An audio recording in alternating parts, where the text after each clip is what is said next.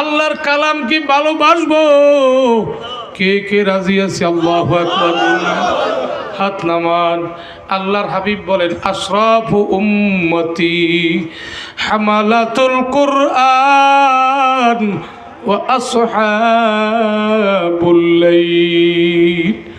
দুইটা গুণ যার মধ্যে থাকবে, আল্লাহর হাবিব বলেন ওই উম্মত আমার সমস্ত উম্মতের মধ্যে দামি হবে। এমন দামি হবে 50,000 বছরের সূর্যের তাপ দেখবে না, মিজান দেখবে না, পলসুরাত দেখবে না। কিয়ামতে উঠিয়া সোজা সুজি মাওলার জান্নাতে চলিয়া যাবে। দুইটা গুণ যার মধ্যে থাকবে, এক নম্বরে হামালাতুল কুরআন। আওয়াজ দিয়া কর আল্লাহু আকবার, আরো জোরে আল্লাহু আকবার।